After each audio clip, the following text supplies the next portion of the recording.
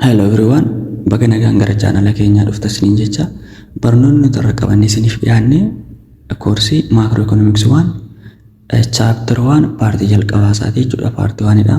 So koorsiin kun egaan dipaartimentoota College of Business and Economics jalatti argaman akkasumas dipaartimentoota naachuraal keessa kanneen akka agricultural economics fa'aa keessatti ni fudhatama. So warri koorsii kana fudhatan hundi keessanuu viidiyoo kana enjoy gochuu ni dandeessu. So kallattumaan gara barnoota qabanneetti darbina. Chapter 1 The State of Macroeconomics kan jedhu irraa eegalee wajjin ilaalaa kan deemnu ta'a jechuudha. So jalqaba irratti waa'ee macroeconomics dubbachuun dursatti waa'ee economics waan tokko haa dubbannu.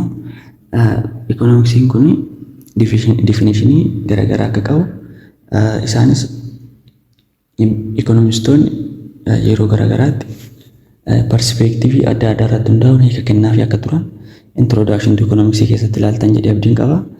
So kuuwwan isaanii perspectivii wealth definition irra kaanii wealth definition akkasumas welfare definition scarcity akkasumas growth irratti hundaa'anii hiika kennaafi akka turan akkasumas economicsiin kun single definition akka hin qabne achi keessatti ilaaltanii jirtu.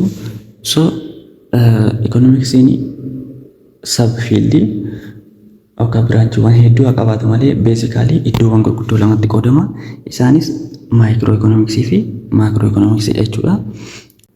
So branchiiwwan kanneen akka developmental economics, labor economics, international economics fi dipaartimentoota hedduu of jalaa qaba jechuudha. Garuu basically iddoowwan gurguddoo lamatti qoodama. Branchiiwwan gurguddoo lamatti qoodama. Isaanis micro fi macroeconomics kan jedhan kanadha. So microeconomics tokkoon tokko isaanii immoo maal akka ta'u wajjin ilaallu. Microeconomics deals with the economic behavior of an individual, decision making unit or consumer and producer or an economic variable price and the quantity of a good. So microeconomics kun individual decision making irratti kan xiyyeeffatudha. Decision making unit kan jennu kanneen akka household ni jiru, akkasumas farmii ni jiru fi government dha jechuudha. Decision making units kan jennu jechuudha. Isaan kun decision isaanii individual decision isaanii kan qo'atu microeconomics dha jechuudha. Isaan kana wal yaadachiisuuf jecha household, farmii fi governmentiin decisionii mataa isaanii ni kennu. Innis householding owner of resource dha jechuudha. Householding resource isaanii kana jechuun household farmii fi governmentiin kun marketii lama irratti wal quunnamu. Marketii sunis factor marketii fi or resource marketii fi product or goods marketii irratti wal quunnamu. So yeroo kana decisionii mataa isaanii taphatu jechuudha isaan hundiyyuu. For example householding factor market irratti resource isaanii san ni gurguru. Then resource isaanii gurguranii goods market yookaan product market irratti immoo goods and service ni bitu jechuudha. Farmiin kun immoo factor market yookaan resource market irratti resource household irraa bitanii sana booda goods market irratti immoo goods and service isaanii ni gurguratu jechuudha. So governmentiinis immoo rule and regulation ifa baasuu danda'a. Akkasumas immoo poolisiiwwan adda addaa itti dabalees governmentiin yeroo tokko tokko farmootaaf subsidy kennuu danda'a. Akkasumas taaksii irraa funaanuu danda'a jechuudha. Household irraas akkasuma jechuudha. So inni kun decision making unitiin kun akkamitti wajjin interact akka godhanii jechuudha. So isa kana bifa kanaan yoo ilaalle waa'ee individual household, waa'ee individual farmii kan qo'atu immoo maayini microeconomics dha jechuudha. Microeconomics kun konsumeriin tokko preference isaa irratti hundaa'ee hammaman konsuum gochuu danda'a, konsuum gochuu qaba, hammaman seef gochuu qaba fa'aa kan jedhee eenyuun maayikiroo ikoonomiksiidha jechuudha waa'ee nama dhuunfaa sana irratti. Akkasumas immoo farmiin tokko hammaman piroodius gochuu qaba. Kanan piroodius godhe sana immoo diimaand maarkeetii irratti hundaa'e jechuudha. Amma piroodius gochuu qaba. Akkasumas immoo piraayisii hammamii chaarjii gochuu qaba kan jedhee qo'atu maayikiroo ikoonomiksiidha. So in general maayikiroo ikoonomiksii deals with economic behavior of an individual decision making unit or economic variable. So individual decision making unit or economic variable irratti kan eenyudha jechuudha. So economic variable yeroo nu price of individual community ta'uu danda'a. Isaan irratti kan qo'atu maayikiroo ikoonomiksiidha jechuudha. Maayikiroo ikoonomiksiin immoo MA jennee kan waamnu kuni faallasaa is a branch of economics ta'e concerned with aggregate or overall economy. Economy akka waliigalaatti kan qo'atu aggregate or overall economy kan qo'atu maayikiroo ikoonomiksiidha jechuudha faallasaniiti. Asitti waa'ee individual unity asitti arginu jechuudha. So waa'ee individual price yookaan price commodity tokko as keessa hin jiru jechuudha. Economy akka waliigalaatti kan inni qo'atu. So macroeconomics deals with economic factors such as total national output and income, unemployment, balance of payments and the rate of inflation. So kan jechuun national output and income gaafa jennu maaltu jira GDP and GNP tu jira jechuudha. So GNP tu jira. GDP jechuun gross domestic product and GNP gross national product dha jechuudha. So garaagarummaa isaanii waan inni GDP jechuun total output which produced within the border of a country. Kana jechuun borderii biyya tokkoo keessatti qofa total output oomishame jechuudha. Oomisha waliigalaa borderii biyya tokkoo keessatti borderii isaatiin alamu bahu. Eenyu yoo oomishu lammiin biyya alaasaa biyya san keessatti oomishu oomishni daangaa biyya sanii keessatti oomishame maal jedhama? GDP jedhama jechuudha. GDP. So for example Itoophiyaa keessatti chaayinoonni dhufanii oomishan, Ameerikaanonni dhufanii oomishan, lammiin biyya kamiyyuu dhufee oomishu oomisha isaan as keessatti oomishan suni GDP keenya keessatti ni lakkaawwama jechuudha. Inni kan biraa GNP. GNP kun immoo lammiin biyya tokko iddoo garaagaraa jiran oomishni isaan oomishan GNP kana keessatti lakkaawama jechuudha. So inni kun neeshin irratti xiyyeeffata jechuudha. Daangaa biyya tokko osoo hin taane neeshin irratti jechuudha. Lammii isaa qofa irratti xiyyeeffata jechuudha. Fakkeenya Itoophiyaa fakkeenya gaafa fudhanne lammiileen Itoophiyaa biyyoota garaagaraa jiran hedduudha. So oomishni isaan oomishan sun immoo GNP Itoophiyaa keessatti lakkaa'ama jechuudha. Gaafa GDP ta'e lammiin biyyoota biraa Itoophiyaa keessatti oomishni isaan oomishan GDP keenya keessatti lakkaa'ama. Gaafa GNP ta'e immoo daangaa irratti xiyyeeffata osoo hin taane lammiileen Itoophiyaa biyya alaa jiran oomishni isaan oomishan irratti xiyyeeffata jechuudha. So GDP and GNP kuni final product or final goods and services irratti xiyyeeffata. Sababni isaas double counting ifa hir'isuudhaaf. Double counting yeroo nu productiin tokko osoo oomishamiin dura yeroo factor of production turetti lakkoofni ammas erga oomishamiin booda gaafa lakkoofni productii sana si'a lama count gochaarra jechuudha. So isa sana hir'isuuf jecha final goods and services qofa jechuudha kan safaru GDP kun. GDP and GNP kun jechuudha. So GDP and GNP bifa kanaan olaalle hanqinoota mataa isaanii danda'an illee ni qabu. Bifa kanaan gaafa laalle unemployment jechuun immoo baay'ina namoota hojii dhabdoota jechuudha. Hojii dhabdoota akkasumas balance of payment akkasumallee the rate of inflation. Balance of payment kun financial measurement dha jechuudha. The rate of inflation jechuun immoo infleeshiniin akkuma beektanii yeroo purchasing power of money yeroo gadi bu'u jechuudha. Purchasing power of currency jechuudha. So kana jechuun duraan qarshii dhibbaan kan bittanii fi amma qarshii dhibbaan kan bittan tasuma waliin argu jechuudha. So dandeettii waa bituu currency keenya gaafa baay'ee gadi bu'u inni kun infleeshiniidha jechuudha. So infleeshinii isaan kun immoo probleemii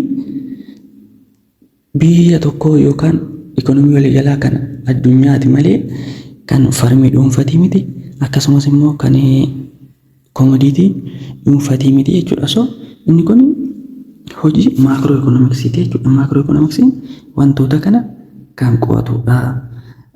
Akkasumas maakiroo ikoonomiksiin study of the behavior of the economy as a whole kana jenneeti jirra jechuudha. Economy akka waliigalaatti kan qo'atu maakiroo ikoonomiksiidha jechuudha. So it concerns the business cycles. Egaan business cycle jechuun the ups and the downs of economic fluctuation. Kana jechuun economic fluctuation jechuudha business cycle jechuun. For instance business cycle ilaaluudhaaf jecha isa kana osoo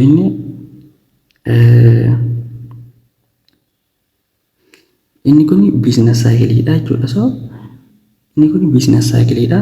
So inni kun iddoon kun peak jedhama. Peak or boom jechuu ni dandeenya. Isa kanaan immoo raaf jechuu ni dandeenya jechuudha. So isaan kun immoo recession jennaani. So yeroo akkas gadi bu'u kana recessionidha jechuudha. Inni kun immoo raaf inni gubbaa kun immoo inni kun recoveryidha jechuudha. Yeroo illee gaaru kana recover gochaa economiin biyya tokko. Gubbaa kanarratti immoo sanii wajjin peak or boomidha jechuudha. So kana jechuun maal jechuudha? Economiin biyya tokko yeroo tokko dabalee gubbaarra peak point sanarra ni ga'a, deebi'ee ni hir'ata. Hir'atee immoo roof point kanarras ni ga'a, then recover godha jechuudha. Recover gochaa deebi'ee ammallee peak point sanitti faa deebi'uu danda'a jechuudha. So economiin fluctuate godha jechuudha. So economic fluctuation kun business cycle jedhama jechuudha.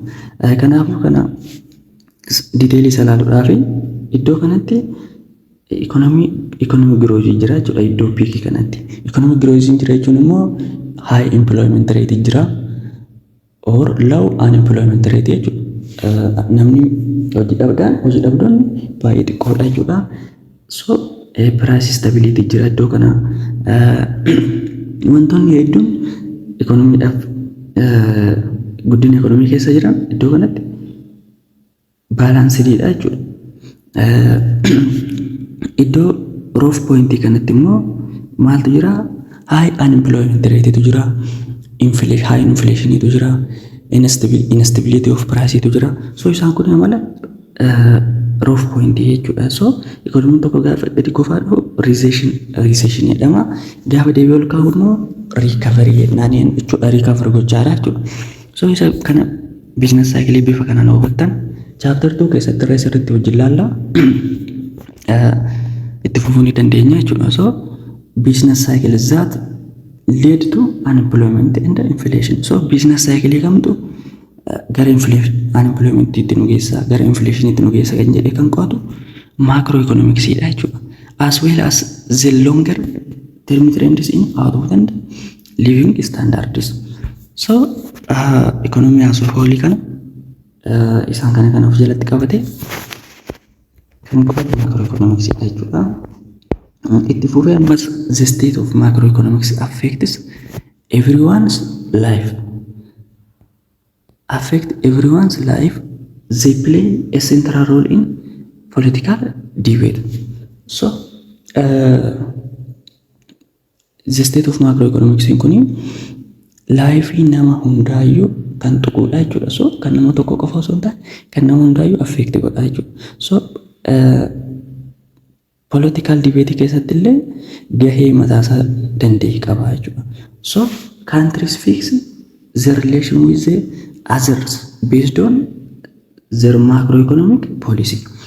Biyyoonni tokko relation biyya biraa wajjin qaban kan sirreessan yookaan rileeshinii biyya biraa wajjin qaban maakiroo ikoonoomik poolisii kanarratti hundaa'anii sirreeffachuu danda'u jechuudha. Maakiroo ikoonoomik poolisii kanarratti beesdi ta'anii rileeshinii isaanii biyya biraa wajjin qaban sirreessuu danda'u jechuudha.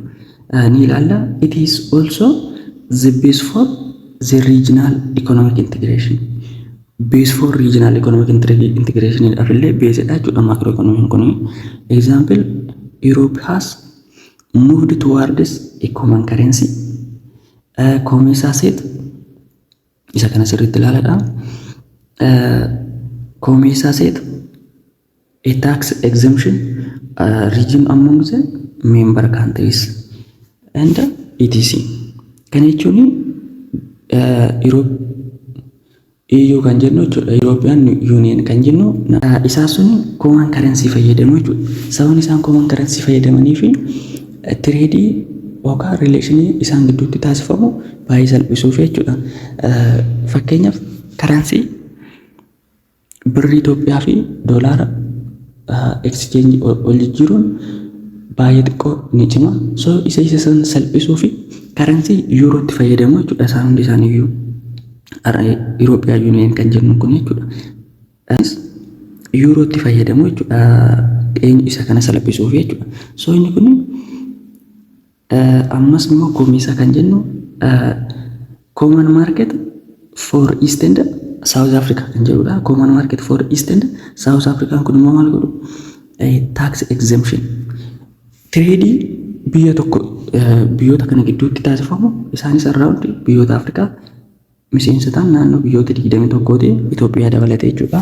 So biyyoonni kun immoo tax exemption proof godhaniiru jechuudha. Kana jechuun daldalli biyyoota kana gidduutti raawwatamu tax irraa bilisaa jechuudha. So tax irraa bilisa jechuun immoo tireediin biyyoota kana gidduutti taasifamu baay'ee haalaan salphataa jechuudha. Komodiitiin biyya tokkorraa gara biyya miseensa kana ta'anitti muufuu gochuudhaaf baay'ee salphataa. Factor of production illee kan biyya tokko hin jirre biyya biraatti muufuu gochuudhaaf baay'ee salphata haala salphaa uumaa jechuudha. So sababa kanaaf tax exemption kana proof godhan jechuudha. Akkasumas immoo biyyoonni European Union kun immoo maal fayyadamanii common currency fayyadaman isaanis macro economy policy irratti hundaa'anii jechuudha. Isa kana kan proof godha isaanis wantoota baay'ee isaaniif salphisa waan ta'eef jechuudha. So macro economic impact hamma kanaa olii jechuudha. Kanaafuu isa kana bifa kanaan gaafa laallee macroeconomics is a young and imperfect science. So macroeconomics science yoo emerged ta'edha jechuudha. Around 1913 kana booda economist Keynes jedhamu booda kan dhufedha jechuudha. Macroeconomics kun baay'ee youngdha jechuudha. Fiildii baay'ee barbaachisaa fi yeroo dhiyootti emerged ta'edha jechuudha. So macroeconomists were not generally successful in predicting the global economic crisis of 2008. Kana jechuun macroeconomicsiin wantoota predict gochuudhaaf jalqaba tiyoorii irratti hundaa'a. Tiyoorii kana irratti hundaa'ee predict waan godhuuf prediction macroeconomics kun hundisaa sirriidha jechuun ni ulfaata jechuudha. Si'a tokko akka predict ta'e sana ta'uu dhiisuu danda'a jechuudha. Kanaafuu guutumaan guututti galma ni ga'a jechuun ni ulfaata. So 2008 kana maaltu ta'e wanti isaan predict godhanii fi wanti ta'e adda jechuudha. Innis economic crisis ni mudate jechuudha. Economic crisis 2008 kun maal inni gaafa laallee yeroo itti recession economic gara recession itti deemedha jechuudha. Which means inflation illee baay'ee ni dabalee economic growth illee ni hir'ate jechuudha yeroo kana.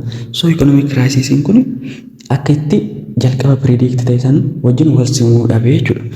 So even after the crisis they were unable to agree on what should be done to deal with the crisis. Crisis sana boodallee maaltu ta'uu akka qabu irratti walii galuu dadhaban jechuudha economistoonni kun. So si'a tokko maakiroo ikoonomiksiin kun sababa yaangenda imperfect saayinsiidha jennee kan waamuu fi si'a tokko wantoonni akkana waan mudataniif jechuudha.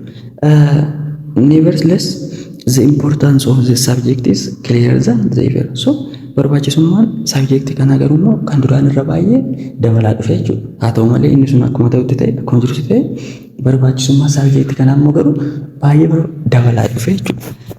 So isa kanaan bifa kanaan yoo hubattanii method of macroeconomics analysis irratti wantoota tokko ni ilaalla. Macroeconomicsiin kun meetodii mataa isaa danda'e fayyadamaa jechuudha. Innis wantoota meetodii mataa isaa danda'e fayyadamuudhaan tiyoorii mataa isaa danda'e fayyadamuudhaan decisionii kennaa wantoota predict godhaa jechuudha. So tokkoon ilaaluuf jecha macroeconomics is the study of the economy as a whole. Jalqaba akkuma dubbanne macroeconomics economy as the whole kan qo'atudha.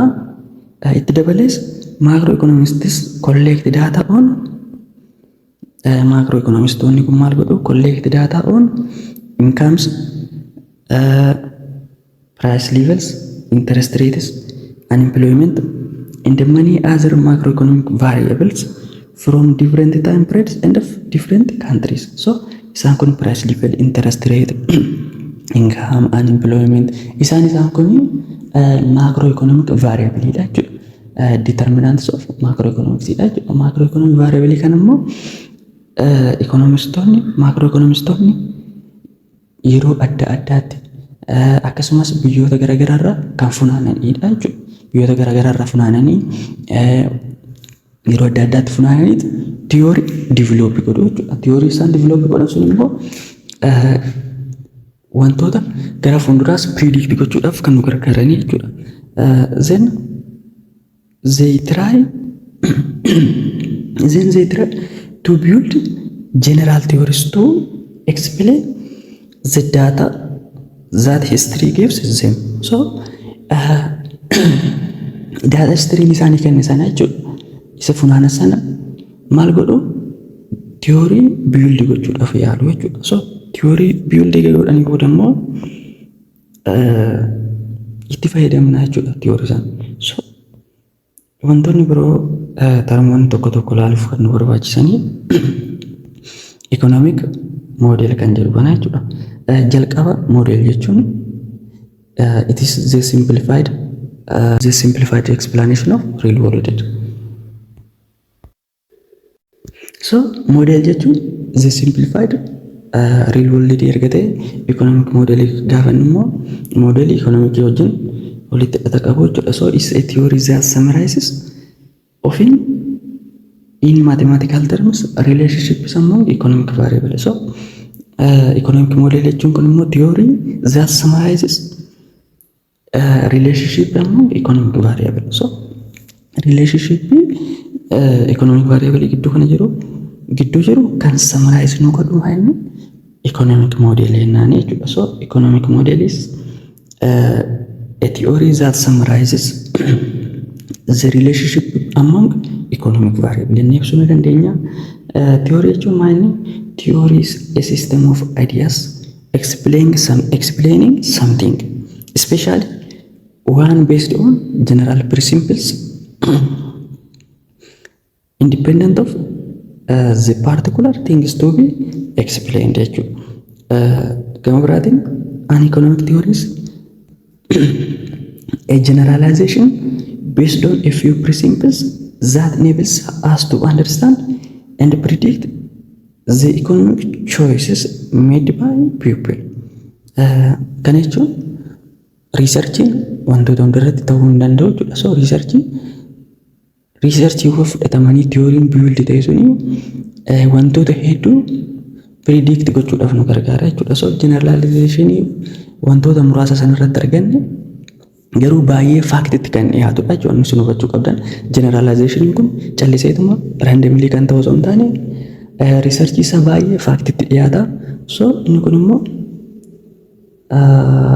vaariyeebiloota muraasa irratti yookaan akka saampiiliitti fudhatamee riisarchii irratti ta'e sun maal ta'a wantoota birootifis generalize goona jechuudha. Wantoota biroo isaanuma irratti hundoofneet predict goona jechuudha.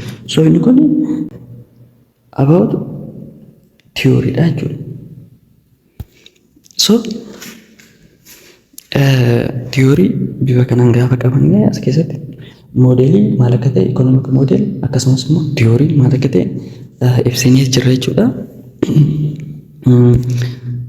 So itti fufee exogenous and endogenous variable wanna jedhamantu jiru. Exogenous variables are determined outside of the model.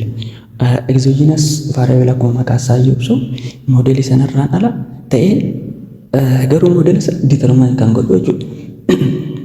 Endogenous kun immoo endogenous variable kun immoo are determined within the model. Moodeelii sanuma keessa kan determine ta'u jechuudha. And do capture the decisions made by people in which we are primarily interested in learning about. So fakkeenyaaf demand and supply osoo fudhanneeti moodeelii kana keessatti price fi quantity demanded equilibrium point yookaan demand fi supply irratti hundaa'anii argamu jechuudha. Equilibrium price fi equilibrium quantity osoo fudhanne so isaan kun amma price fi quantity kun endogenous dha jechuudha. Endogenous variable dha. Garuu immoo exogenous variable kan jennu eenyu sanaan alatti moodeela sanaan alatti kan jiran income ta'uu danda'u kanneen akka price of related goods ta'uu danda'u isaan sun exogenous ta'uu jechuudha. Kanaafuu supply and demand theory keessatti endogenous kanneen akka price fi quantity demanded ta'uu danda'a. Quantity demanded dha. Then exogenous immoo warreen amma dubbanne sanii.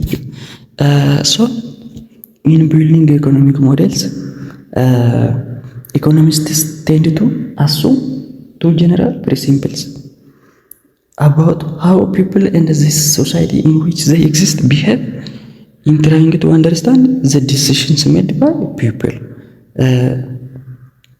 Ammallee optimization principle and equilibrium principle waan jedhamantu jiru. Optimization principle jechuun people are motivated by self-interest or equivalently that people try and do the best they can. Kana jechuun salphumatti optimization principle jechuun namni tokko fedhii mataa isaatiin waan tokko kan murteessudha jechuudha. Hammam akka consume gochuu danda'u preference isaa maal akka prefer godhu matuma isaatiin murteessaa jechuudha. So inni kun optimization principle jechuudha. Equilibrium principle kan jennu immoo is that people's actions tend to become consistent with each other. In the limit, the economic forces are so balanced that there is no tendency for people's behavior to change. Osuma yaadamine jechuudha. Fakkeenya demand fi supply yerootti walqixa ta'uu jechuudha fakkeenya. So equilibrium principle kun yeroo isaan namni barbaadus demand isaa namoonnis demand isaa jijjiiruun barbaadan warri produceroonnis supply jijjiiruu yeroo ittiin barbaadne jechuudha. Yeroo kana yeroo isaanitti equilibrium point irra ga'anii jechuudha. So inni kun equilibrium principle inni ibsuu dandeenya. Equilibrium principle kana yeroo hammi barbaadamus akka fakkeenyaatti isin fudhachaa jira jechuudha. Hammi barbaadamus hammi dhiyaates yeroo inni ol gitu kun equilibrium principle inni ibsuu ni dandeenya. Egaan amma immoo gara macroeconomic goals kan jedhutti dabarra. Akkuma fiildi kamiyyuu macroeconomics kunis goolii mataa isaa danda'e qaba jechuudha. So goolii mataa isaa achiif gochuu barbaadu qaba. Innis jalqaba irratti full employment. Unemployment balleessuudha kaayyoon isaa jechuudha. Unemployment immoo rakkoo ikonomii akka walii galaatti jechuudha. So kanaafuu probleemii macroeconomics akka ta'e hubachuu qabdu. So probleemii macroeconomics kana balleessuu qaba jechuudha. Unemployment gara employment fiduu barbaada jechuudha. So inni kun goal of macroeconomics keessa isa tokkodha. Inni lammaffaa high living standards. Living namoota akka jijjiiramu ni barbaada jechuudha. So high living standard kun akka dhufuu ni barbaada. Akkasumallee price stability jechuun free from inflation and deflation. Inflation jechuun purchasing power of currency tokko gaafa baay'ee gadi bu'ee jechuudha. So inni kun inflation jedhama. Faalaan isaa immoo deflation jechuudha. So inni sunis akka stable ta'uu barbaada jechuudha. Then yeroo tokko inflationinis deflationinis yeroo itti barbaachisan ni jira. Garuu immoo more stable gaafa ta'an irra barbaachisummaas haalaan mijataadha jechuudha. So reduction of economic inequality. Economic inequality kan jennuun sooreyyiiwwan sooressaa fi hiyyeessa gidduu gaabbii guddaatu jira yoo ta'e isa sana gaabbii sana xiqqeessuudha jechuudha kaayyoon macroeconomicsii. Which means sooressi tokko inkaan guddaa argata, hiyyeessi immoo baay'ee inkaan gadi aanaa argata yoo ta'e inni kun xiqqoo guddaa qaba waan ta'eef which means macroeconomicsiin gaabbii gidduu kana jiru xiqqeessuu barbaada jechuudha. Inni kan biraa goolii macroeconomicsii keessaa rapid economic growth jechuudha. Economic growth akka dafee increase ta'u. Amaloota rapid economic growth kan jennu GDP biyya tokko gaafa dabale economic biyya sanii guddate jechuu dandeenya jechuudha. So economic sun GDP sun akka ol ka'u taasisuudha jechuudha kaayyoon macroeconomicsii. Rapid economic growth stimulating or boosting economy. So steady foreign exchange position. Foreign exchange kun baay'ee dhaabbata osoo ta'e irra filatamaadha jechuudha. Foreign exchange oduu fluctuate gochuu baate steady akka ta'u steady jechuun like similar to constant itti kassiqu jechuudha steady. So foreign exchange kunillee akka constant ta'uu barbaada. So isaan kun macroeconomic goalidha jechuudha. So barnoota keenya irraa keessatti definition of economics irraa kaasee branches of economics lama sana micro and macroeconomics akkasumas immoo waa'ee macroeconomics erga ibsuu eegallee kaasee immoo wantoota tokko kanneen akka model economic model theory fa'aa akkasumas immoo wantoota hedduusaa dhufee haga macroeconomic goals bira ga'utti wajjin laallatiin jirra. So barnoota keenya irraa akka jaalattan abdii guddaan qaba.